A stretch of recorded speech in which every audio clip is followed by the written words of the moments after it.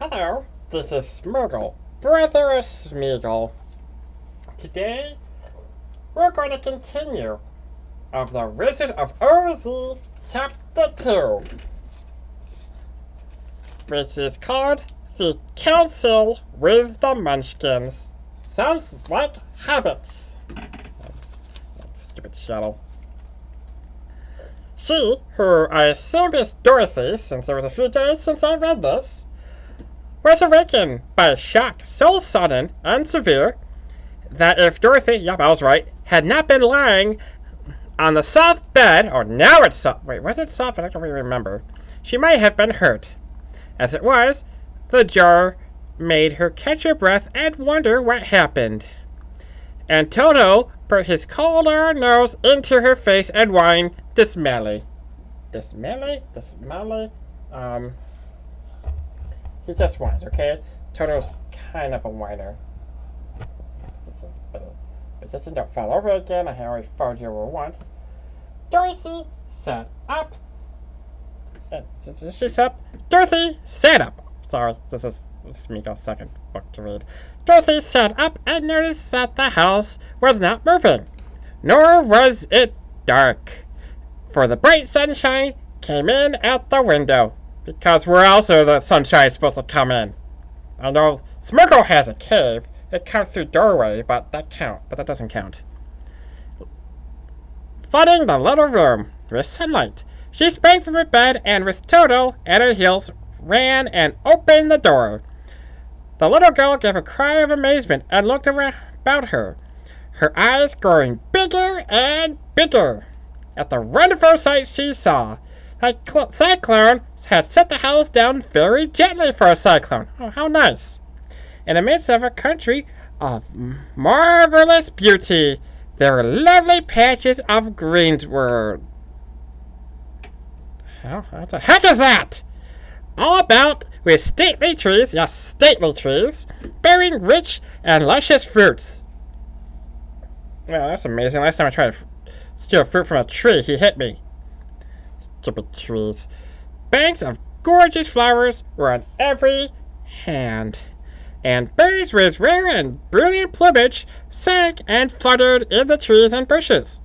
A little way off was a small brook, rushing and sparkling along between green banks and murmuring in a voice very grateful to the little girl who lived so long on the dry, gray prairies. At this point, you can just show her the color green and she'll be happy. While she stared eagerly at the strange and beautiful sight, she noticed coming towards her a group of... I guess that word means something differently. People she've ever seen.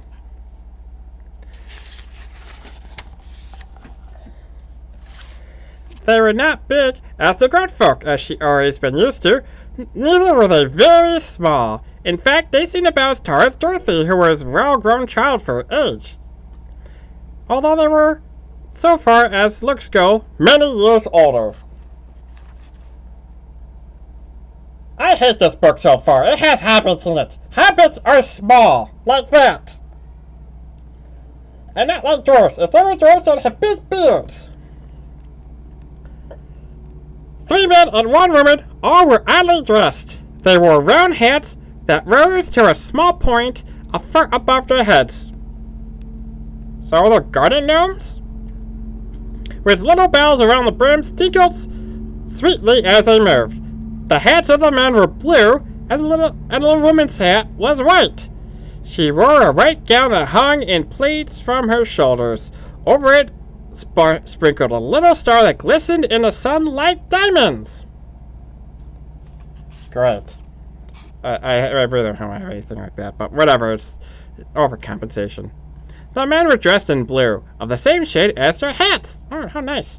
And wore well-polished boots with a deep roll of blue at the tops. Okay, so they're not hobbits. Hobbits don't wear shoes because hobbits are jerks. They rather stick their bare feet on tables. I had a hobbit over. I had one table, and of course he had to stick his stupid feet on top of it. I told him to wear shoes, but they don't wear shoes for some reason. The men Dorothy thought were as old as Uncle Henry, for the two of them had beards. Oh, so they're dwarves. Okay, never mind. I thought for a moment for their habits, but they're dwarves. But the little woman was doubtless much older. Her face was covered with wrinkles, her hair was nearly white, and she walked rather stiffly.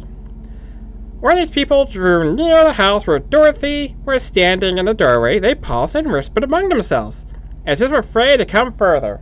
Or if you saw some strange creature, you'd do the same thing. I mean, I saw an elf once. Never saw it before. In fact, my first elf, I didn't know what it was. I thought he was something else, like a Vulcan or something. When I did live long and prosper, he kind of gave me a rude gesture. Don't do that to an elf. They take offense to that. Oh, where was I?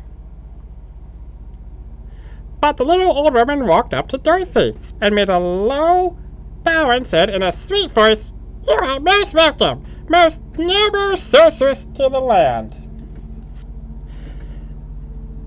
of the Munchkins." Sorry, lost my place there for a moment. "We are so grateful for having killed the wicked witch of the East and for setting our people free from bondage." Kinky. Dorothy listened to the speech with wonder. What could the little woman possibly mean by calling her a sorceress, saying that she killed the wicked witch of the East? Dorothy was an innocent, harmless little girl. You killed someone, you're not harmless. Who had been carried by a cyclone many miles from her home. Over here. She had never killed anything in all her life, not even a bug. Last time she tried to kill a bug, it didn't end well. But the little woman, whatever, I'm skipping that word, expected her to answer. So Dorothy said with hesitation, "You are very kind, but there must be some mistake. I have not killed anyone." "Well, your house did anyways," replied the little old woman with a laugh. "And that is the same thing. See?" She continued, pointing to the corner of the house. "There are two tools sticking out from under a block of wood." Oh, God. So, Dorothy didn't kill it. The house did, so the house is a murderer. Dorothy looked and gave a little cry of fright. Ah! There, indeed, just under the corner of the great beam of the house it rested on, 2 feet were sticking out, shod in silver shoes with pointed toes. "Oh dear," cried Dorothy, clasping her hands together in dismay. "That house must have fallen on her. Whatever shall we do?" There's nothing to be done," said the little woman calmly. "But who was she?" asked Dorothy. "She just told you. The wicked witch of the East." See, even she said that. See, she was the wicked witch of the East, as I said. Listen! It's called listening skills, Dorothy. Listen! I know that you just killed someone. At least the house did. But you gotta still listen. She has held all of the Munchkins in bondage for many, many years, still kinky, making them slave for her night and day. Now they are all set free. You know, with the nice jewels, with the nice diamonds on you that glisten, I'm pretty sure you got paid pretty well. And the fact that you're all pretty old, so I don't think it's that bad. I've seen people much worse. We're so grateful to you for that favor. Who are the Munchkins? Inquired Dorothy. They are the people that live in this land of the East, where the wicked witch ruled. Are you a Munchkin? No doubt they are. No, but I am their friend, although I live in the land of the North. When I saw the witch of the East dead, the Munchkins sent a swift messenger. Alright, so that's not a Munchkin. You're getting me a little confused here, Buck.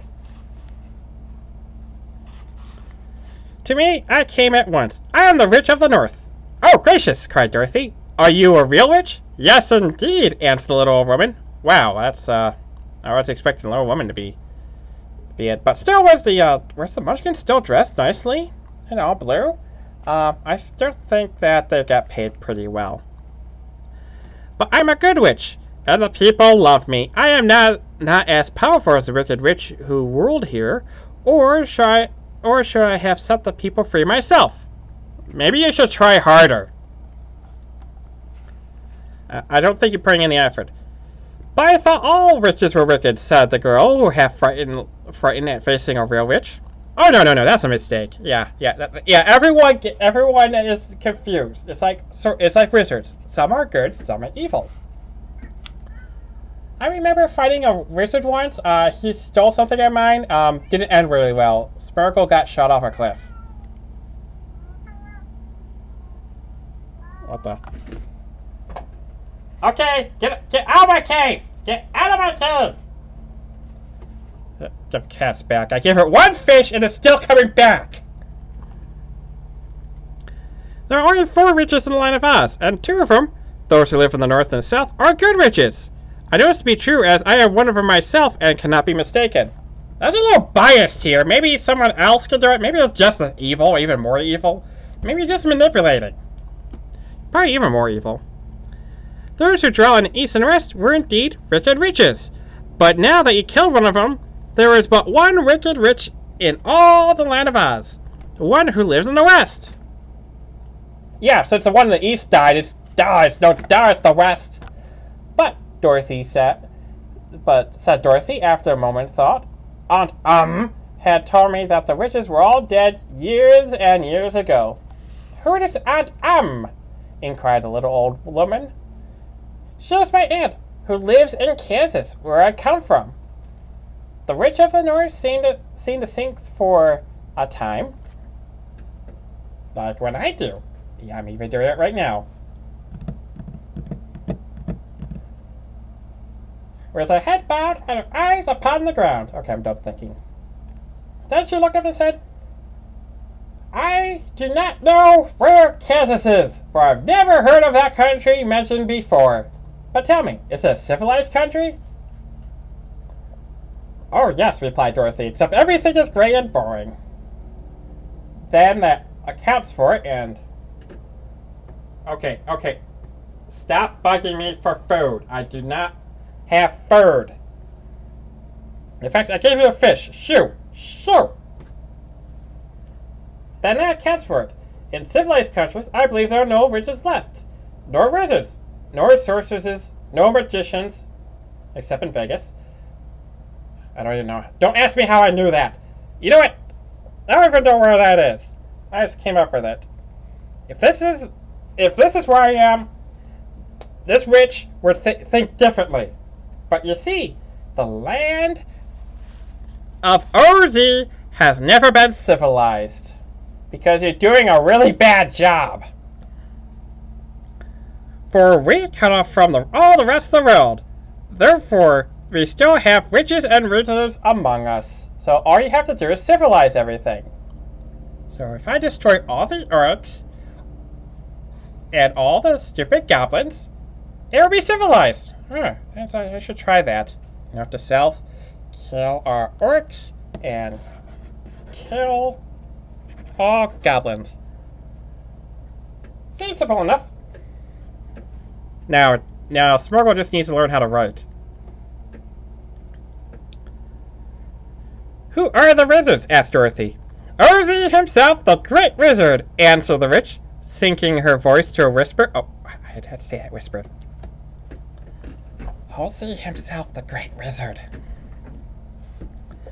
He is more powerful than all the rest of us together. He lives in the City of Emeralds. He could share those emeralds, you know. Dorothy was going to ask another question, but just then, the Munchkins, who have been standing silently by because, you know, they don't have minds of their own, gave a loud shout and poured into the corner of the house where the wicked witch had been lying. What is it? The little old woman looked and began to laugh. The feet of the dead witch had disappeared entirely, and nothing left but the silver shoes. Maybe the witch is still alive. She was so old, explained the witch of the north, that she dried up quickly in the sun. Okay, so I don't know what that is, but apparently witches are allergic to the sun. Guess she's a vampire. I'm not sure if vampires exist. I heard rumors of them, but you don't know. I'm going off topic again. That is the end of her. But the silver shoes are yours. Because you killed her, you get to leave the body. And you shall have them to wear. She reached down and picked the shoes. After shaking the dust out of them, I think that's ashes from someone. The witch of the East was proud of those silver shoes, said one of the Munchkins, finally talking. And there was some charm connected with them. But what it is, we never knew. Dorothy carried the shoes into the house and placed them on the table. Then she came out again to the Munchkins and said, I am anxious to get back to my aunt and uncle, for I am sure they worry about me. Can you help me find my way? I don't know, this is a pretty sweet place to be. The Munchkins and the witch first looked at one turned page, one another, and then at Dorothy, and then shook their heads. At the east, not far from here, said one, there's a great desert, and none could live to cross it. It is the same at the south, said another, for I have been there and seen it. The south is a country of quadlings. They're like munchkins, but they have 4 legs, I assume. Wait, hold on. You have been there? You mean you could have just walked away from this? I don't think the Witch of the East was really that bad. If she's letting you, like, have nice clothes and walk. I am told, said a third man, that is the same at the west, and the country where the Winkies live is ruled by the wicked witch of the west, who would make you her slave if you passed her way. So far, I'm getting a lot of bias around here. That is just a bunch of rumors. North is my home, said the old lady, and at the edge is the same great desert that surrounds this land of RZ. I'm afraid, my dear, you will have to live with us. Sweet, I'll take that. They have lots of good stuff. Dorothy began to sob at this, for she felt lonely among all these strange people. It's even more lonely where you live. God, I haven't read this long before. Throat's starting to hurt. Her tears seemed to grieve the kind-hearted Munchkins, for they immediately took out their handkerchiefs and began to weep also. Copycats. As for the little old woman, she took off her cap and balanced the point on the end of her nose. Okay. Well, she counted. 1, 2, 3. Oh, good, you gotta count. In a sullen voice, at once the cap changed to a slate, which was written, Let Dorothy go to the City of Emeralds. The woman took the slate from her nose and read the words on it and asked, Is your name Dorothy, my dear? Yes, answered the child, looking up and drying her tears. Then you must go to the City of Emeralds. Perhaps OZ will help you. Where is the city? Asked Dorothy. Let's slide you over. It is exactly in the center of the country, and it's ruled by OZ, the great wizard I told you of, who doesn't do anything about this witch problem. I think this is pretty big witch problem here. Is he a good man? Cried the girl anxiously. Oh, he is a good wizard. He just doesn't do anything. Whether he is a man or not, I cannot tell, for I've never seen him because I do nothing all day. How can I get there? Asked Dorothy. Oh, you must walk. It is a long journey. Though a country that is sometimes pleasant and sometimes dark is terrible. However, I use all the magic arts I know to keep you from harm.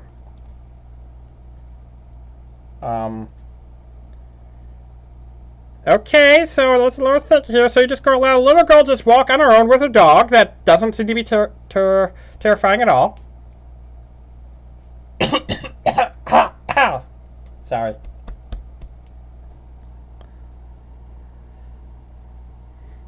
Sorry, a bone in my throat.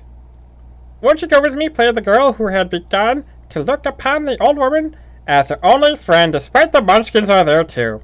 No, I cannot do that, she replied. But I will give you my kiss, and no one will dare inquire a person who is kissed by the Witch of the North. I would. I don't think a kiss is going to do anything. This is not like a boo-boo!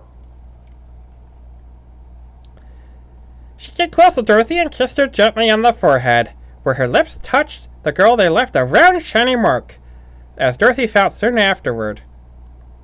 Probably because someone told her, I assume. The road to the City of Emeralds is paved with yellow brick, said the witch, so you cannot miss it. When you do get to the OZ, do not be afraid of him, but tell your story and ask him to help you. Goodbye, my dear. The three Munchkins bowed low to her and wished her a pleasant journey because they don't care about her. After which they walked away through the trees. The witch gave Dorothy a friendly little nod, whirled around on her left heel 3 times, and straightway disappeared, because everyone just abandons her. Much to the surprise of the little turtle, who barked after her loudly enough where she had gone. Because he had been afraid even to growl when she stood by, but when she's gone, he's not afraid. He's like trying to act tough. But Dorothy, knowing her to be a witch, had expected her to disappear in just that way. Sure, she did. Sure. And was not surprised at least, or the least. And that is chapter 2 of The Wizard of Oz. It was an interesting chapter, a little long. I never read as much as that. So, my name is Smergal, and join me next time as we go to Chapter 3. How Dorothy saved the Scarecrow. My name is Smergal. Please like my videos. Please, this is the only thing I have to do. I have nothing else in my cave to do except for fish and talk to travelers.